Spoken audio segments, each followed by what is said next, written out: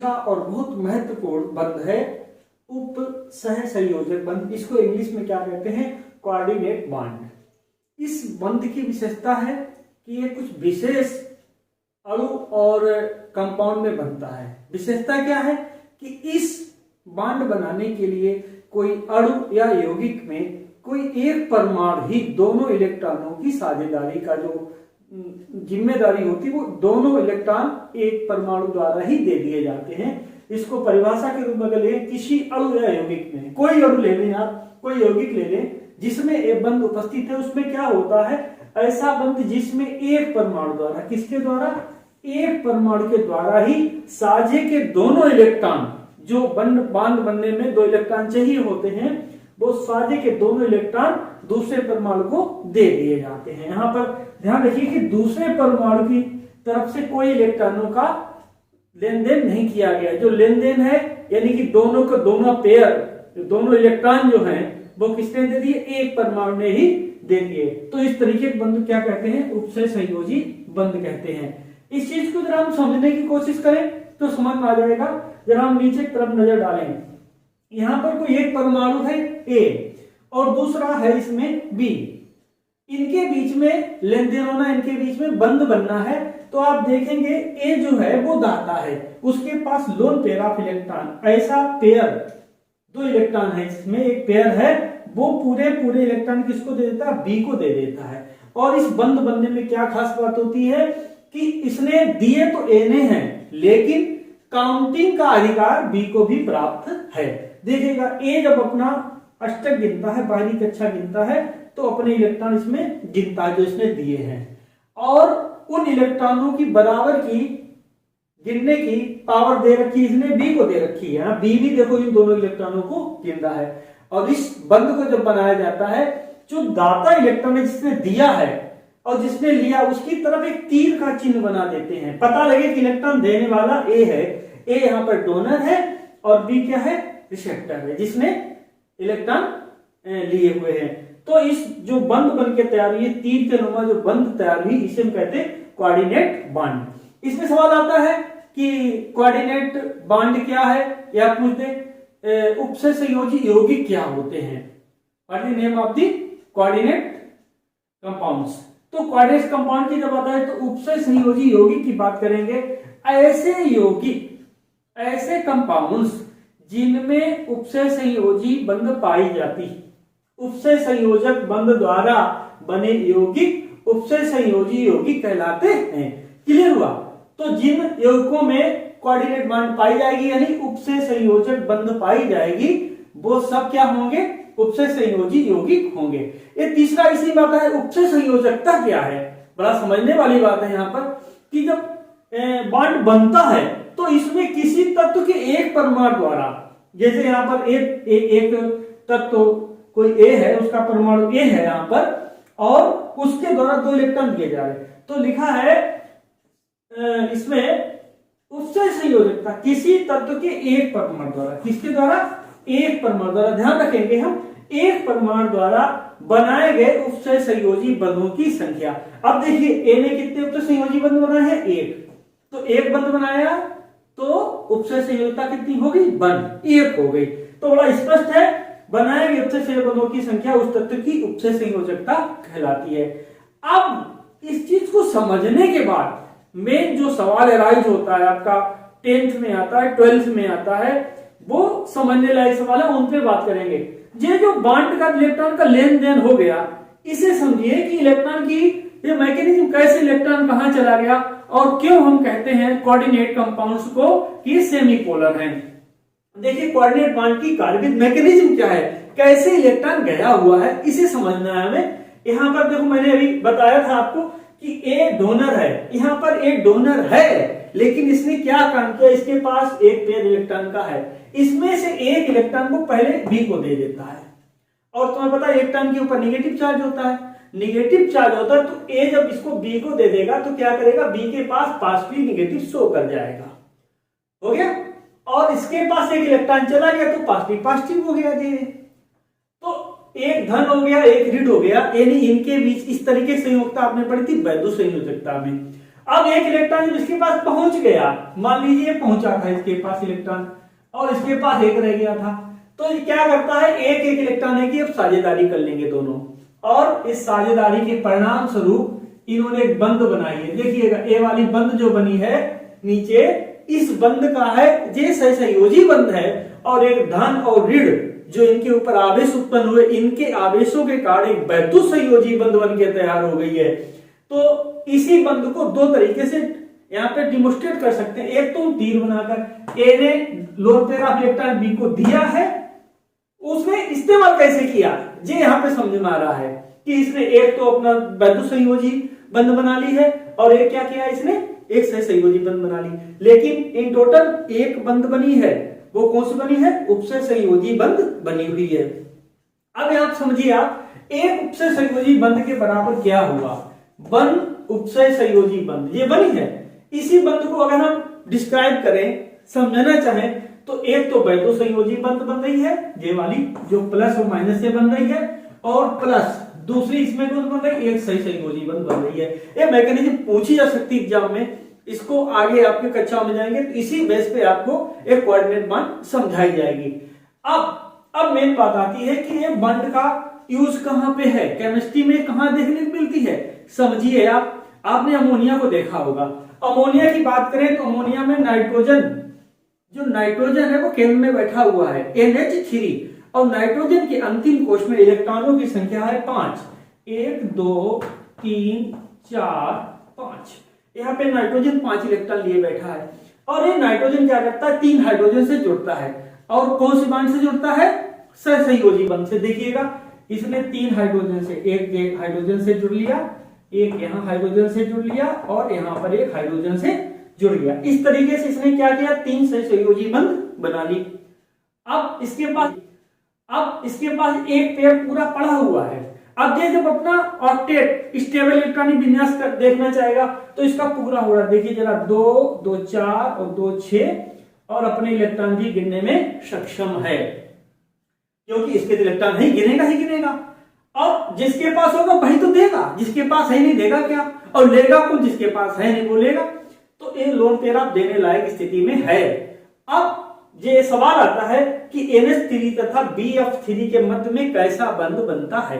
अब दूसरी स्थिति आप देखिएगा, BF3 बोरान फ्लोराइड, यहां देखिएगा बोरान के पास में अंतिम कोश में आप देख रहे हैं, तो अंतिम कोश में जो बॉन्डिंग इलेक्ट्रॉन है सिर्फ और सिर्फ 3 इलेक्ट्रॉन है, 1 2 और 3 इलेक्ट्रॉन बोरान के पास है। और जो Cl वो F है या फ्लोराइड है आयन के रूप में, तो फ्लोराइड पे एक इलेक्ट्रॉन की कमी रहती है, वो उसने क्या किया, साझेदारी कर ली इसके बाद में, और इस तरीके से यहाँ फ्लोरीन का एक परमाणु जो आ गया, इससे इसने अपनी बॉन्डिंग कर लीजिए। फ्लोरीन के गोल वाले इलेक्ट्रॉन किसके हैं, फ्लोरीन के हैं। अब देखिए फ्लोराइड इस तरीके से है ना, यहाँ पे 3 बन गया। अब देखिए इसे अष्टक पूरा करने के लिए क्या है, 2 इलेक्ट्रॉनों की कमी। अगर ये गिनेगा तो देखिएगा 2 2 4 और 2 6 ही हो रहे, इसके पास 6 हो रहे हैं। इसे 8 करने के लिए 2 इलेक्ट्रॉन चाहिए, और एक ऐसा कोई साथी हो जो इलेक्ट्रॉन दे दे भाई, और कहे भाई तुम अपने में लेना, हमें कुछ नहीं चाहिए। तो ऐसा साथी बैठा है, यहाँ पर अमोनिया बैठा हुआ है, अमोनिया देने के लिए तैयार भी है। शेष फ्लोरीन जो है F का परमाणु है, वो अपना एक लेकर के अपना अष्टक उसके 8 पूरे हो रहे अंतिम कोश में। तो यहाँ देखिएगा क्या होता है, ये जो इसका लोन पेयर ऑफ इलेक्ट्रॉन है, ये इसको अगर दे देगा तो इसका अष्टक पूरा हो जाएगा। तो क्या कंडीशन बनेगी, जरा इस चीज को समझ लेते हैं।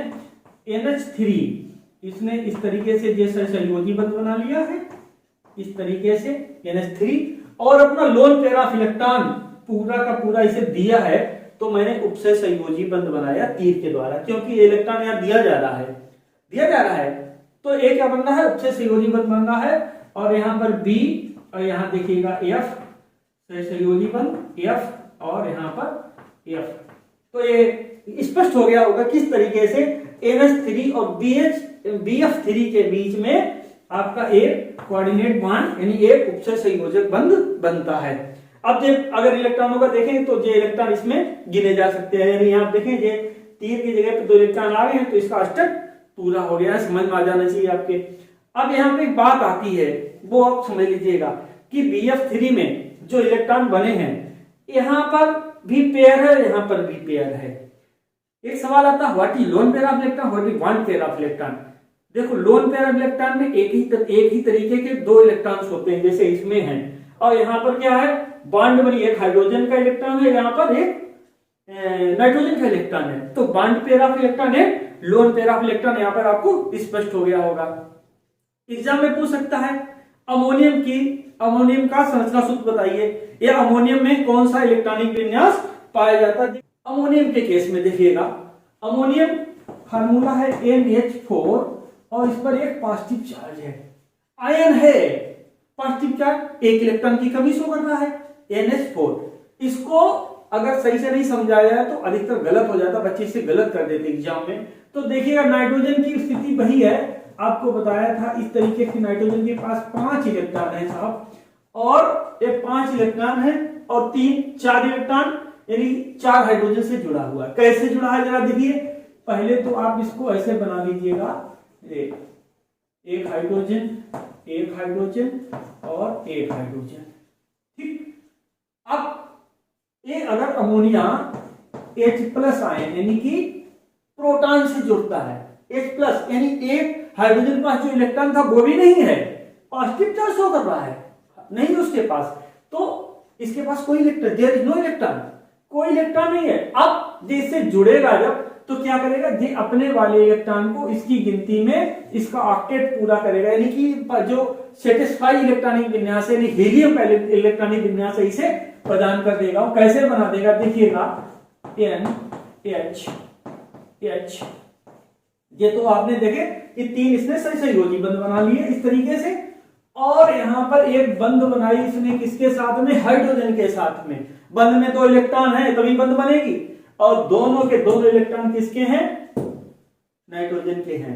इसने लोन पेयर ऑफ इलेक्ट्रॉन दिया है, किसे दिया है, हाइड्रोजन को दिया है। तो इसको आप तीर के चिन्ह से दिखाएंगे, और ऐसे इसे दिखाना पड़ेगा, नहीं तो इसके पास 3 इलेक्ट्रॉन हो जाएगा, प्लस नहीं दिखाएंगे आप। तो ये आप देखेंगे ये क्या बन गया आपका, अमोनियम बन गया NH4+।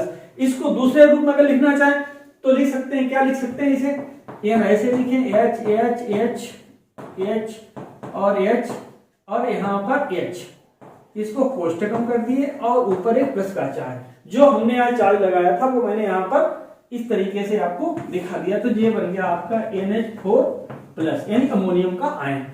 सवाल आता है क्या होता है जब अमोनिया की क्रिया HCl से होती है, अमोनिया की क्रिया HCl से होती है, तो यही होता है क्या, ammonia, this is ammonia NH3, ये अमोनिया ही है, अमोनिया और HCl जो टूटता है, HCl यानी हाइड्रोक्लोरिक एसिड जब टूटेगा तो एक H+ अलग हो गया, Cl- अलग हो गया, क्योंकि क्लोरीन जो है ज्यादा इलेक्ट्रोनेगेटिव, इलेक्ट्रॉन को खींच ले जाता है, इलेक्ट्रॉन खींचने की प्रवृत्ति अधिक है इसकी।